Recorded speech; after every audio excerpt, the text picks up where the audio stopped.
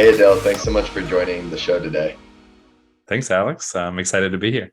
Yeah, for sure. And to get started, can you give the audience a little indication on your background and history in UX design?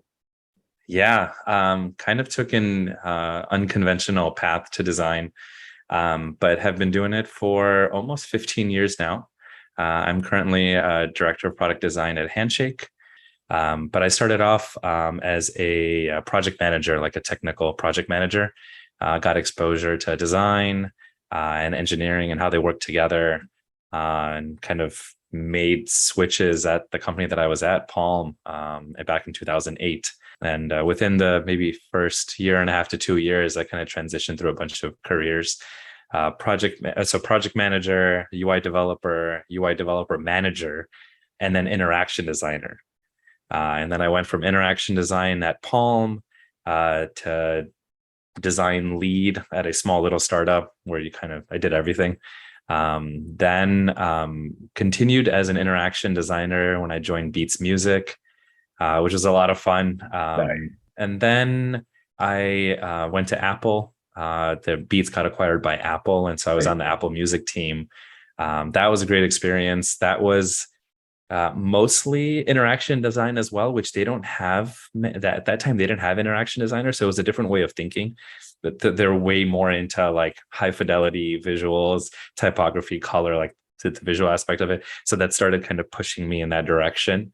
And then I joined after Apple. I went to Uber, and that was when I officially got like the product designer title. And I was like, okay, this is what it means. It means that I'm doing everything from, potentially some of my own research to understanding the business, working with product managers, doing wireframes and visual designs using the design system, building prototypes, all that stuff, writing specs, working with engineering. I even got into code a little bit. After that, went to Slack. At that time, I was looking for a management position, but the right one, I didn't find the right one, so I took like a high level IC position with the promise of being a manager, and so I was able to switch to management, which is great. And a couple of years at Slack, and now I'm at Handshake. Switching from all these industries, B2C, logistics, SaaS, what stays the same? And like it is still product design. And then how do you advise people to learn quickly about a new industry when they're changing roles? It occurred to me, not obviously not like the second or the third job, but like the fifth and sixth one, it occurred to me that there's some high level things that if you kind of orient yourself around that, it helps you make the transition from one industry to another easier. Think of yourself as not just a designer, but like as a product manager, as the CEO of the company. You kind of think of holistically, like, why does the company exist? Like, Yeah. at like a very meta level, in terms of switching industries. So you go from, like, let's say Apple to Uber. So you try to understand, like, okay, so you're at Uber now, you understand the mission. Cool. That, they tell you about the mission a lot. It's really, really important. And so why does a company exist? So understanding that. And then it's like, okay, so the company exists to solve a certain problem around transportation, let's say Uber, and it's transportation of both people and goods. So you're moving things from A to B, because right now, with the way it was before Uber, it was very inefficient. So now you start understanding that, like, okay, so there's an inefficiencies. It's not really digitized.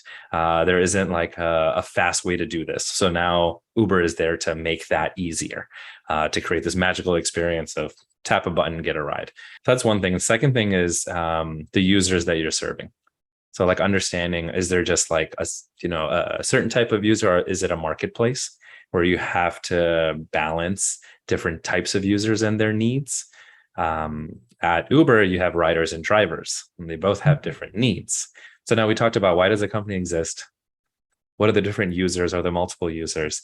And then industry specific, you kind of get into the nuances of like regulation. Like if you work in like healthcare, then you have to think about like how you're protecting the data and HIPAA. For Uber, it was around regulation, government regulation.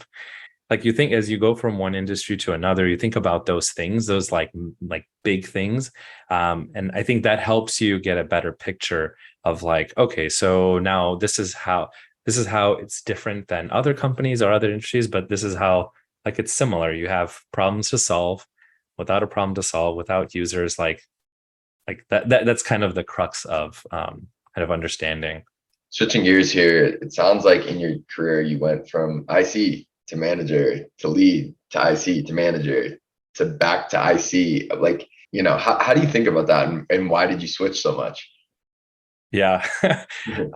Yeah. So like you said, I've gone through this like 3 or 4 times, kind of the switch back and forth. So the first time that I switched into management, it was more of an opportunity Right. that like I wasn't thinking about. So when I was at Palm, the team that I was on grew pretty big.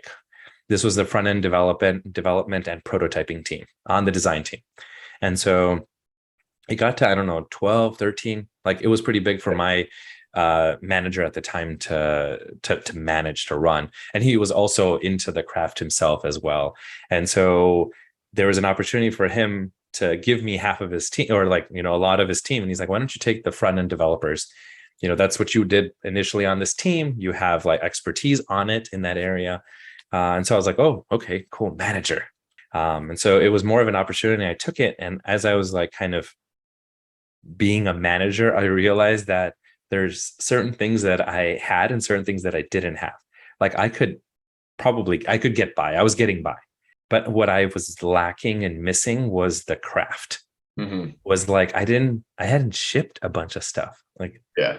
it just I couldn't, there weren't these like stories that I could tell or talk from experience. I wouldn't be able to elevate the quality of the team. Like the Right. quality bar was just like I couldn't elevate it because I didn't know any better than that. Mm-hmm. And so I was like, no, I need to go back to being an IC. So then I switched and I went back to being an IC. Didn't even think about management for like 8-9 years. Wow. And I just like shipped stuff. I was like, I'm going to fine tune my craft. I'm going to get really good at being an interaction product designer, learn about business, learn about research, learn about data, like kind of absorb all the other disciplines that I'm interacting with, so that I can be not only a well-rounded product designer, but also a really good collaborator with other functions. Then when I was at Uber, my manager at the time had a conversation with me. He's like, okay, so now we're at this like fork in the road.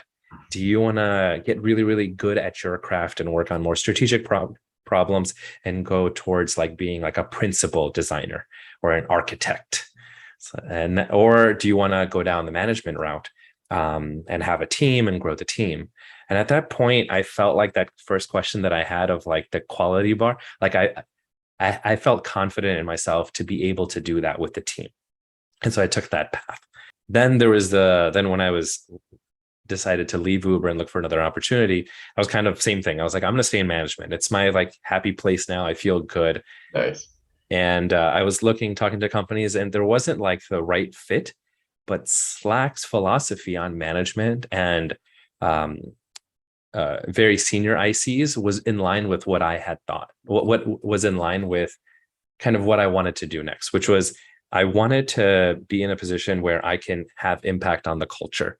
I can have impact on processes, like all these things that like I really enjoyed doing at Uber as a manager. I wanted to continue doing those. So then I joined Slack as a staff principal designer, and then eventually was able to switch back into management, and then had a team. And it was just like, it's like, okay, this is where I feel really, really good at. Yeah. And then I joined Handshake a couple months ago. New industry, but a 3-sided marketplace. So back into a marketplace environment, which I really enjoyed the complexities of at Uber. What advice would you have for new designers coming into the field today? Be curious about not only product design, but the other disciplines within design. Because you might be studying product design or want to be a product designer, and product design has a huge spectrum in terms of the design team that you're on. If it's a smaller design team, you might be doing a lot more than just product design or just like UX or UI. You might be going into doing some research, doing some maybe high fidelity prototyping, some front end code. And so be curious about the other disciplines, because you never know that. Like I've seen plenty of times, someone who was a product designer decided to switch to like design ops let's switch gears here to something a little more fun. Table tennis. You're a professional table tennis pro, which I've never had on the show. So I want to hear about this. And did this develop from like the office? Were you just wrecking people in the office, or like how did you become so good at this? So I'll caveat this by saying I'm not a professional. If any professionals are listening to this, I am not a professional. I got started into table tennis really early on when I was a kid, like in my maybe like 12, like 11, 12, which is too late to be an Olympian. That's why you're not talking to an Olympian right now. But I was like 11 or 12. I got into it. It was like one of those sports that like I played that. I played tennis, badminton, basketball, football. Like I kind of played everything. But like table tennis was one of those things that like I felt like I could be like good at. I just started playing and started getting better and better, found a coach, started learning a lot, started going to tournaments, traveling. And then what's interesting is that it sounds similar to my career, like 8 to 10 years in, I was like, I think I'm really good at this now and I want to teach people. So I got certified as a coach so I could start coaching. And so I didn't realize the parallel right now with my career as until now. Adil, thanks so much for coming on the show today. Yeah, thanks for having me. This is a great conversation and yeah, thanks.